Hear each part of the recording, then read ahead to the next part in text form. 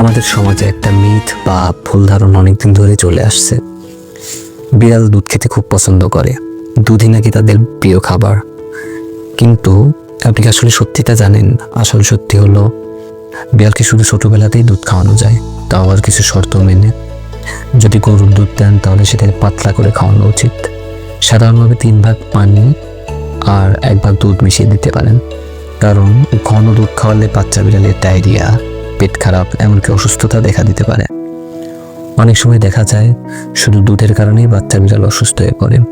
তাই সবসময় চেষ্টা করবেন পাতলা দুধ খাওয়ানোর। এতক্ষণ বললাম বাচ্চা বিড়ালের কথা, এখন আসি বড় বিড়ালের ব্যাপারে। বড় বিড়াল হওয়ার সাথে সাথে দুধ হজম করার ক্ষমতা তাদের কমতে থাকে। এই সমস্যাটাকে বলা হয় ল্যাকটোজ ইনটলারেন্স। অনেক মানুষের এই সমস্যা থাকে, দুধ খেলে পেট খারাপ, গ্যাস বা অস্বস্তি হয়। বিড়ালের ক্ষেত্রে একই ব্যাপার ঘটে। এজন্য বিড়াল বড় হওয়ার সাথে সাথে আমাদের উচিত তাদের খাবারের তালিকা থেকে দুধ ধীরে ধীরে বাদ দেওয়া, কারণ বিড়াল আসলে শিকারী বা মাংসাশী প্রাণী। তাই তাদের জন্য সবচেয়ে ভালো খাবার হচ্ছে ক্যাট ফুড, মাছ বা মাংস। মাছ মাংস কীভাবে খাওয়াবেন সেটা নিয়ে অন্য একটা ভিডিওতে বিস্তারিত বলবো। তবে আপনি যদি শখের বসে দুধ খাওয়াতে চান তাহলে ল্যাকটোজ ফ্রি দুধ ব্যবহার করতে পারেন, যেটা বাজারে পাওয়া যায়, তাও মাঝে মাঝে ট্রিট হিসেবে, সবসময় দেওয়ার দরকার নেই। এখন প্রশ্ন আসতে পারে, আমি দুধ খাওয়ানোর বিরুদ্ধে এত কথা বলছি কেন? আমার কি গরুর দুধের সাথে কোনো শত্রুতা আছে? না, একদমই না। তাহলে চলুন দেখি গরুর দুধ খাওয়ালে বিড়ালের কি কি সমস্যা হতে পারে।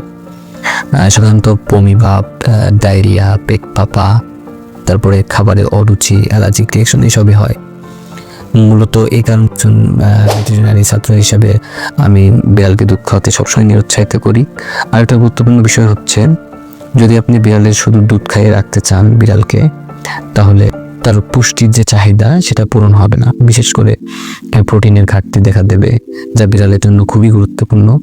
তাই বিড়ালের জন্য সবচেয়ে ভালো হচ্ছে সিদ্ধ মাছ, মাংস এবং মাঝে মাঝে অল্প কিছু সবজি দিতে পারেন, যেমন মিষ্টি কুমড়া, গাজর ইত্যাদি। আজকের ভিডিও এ পর্যন্তই। কোনো কিছু বুঝতে সমস্যা হলে কমেন্টে জানাবেন, আমি উত্তর দেওয়ার চেষ্টা করব। আর ভিডিওটা ভালো লাগলে অবশ্যই লাইক, কমেন্ট, শেয়ার করে পাশে থাকবেন।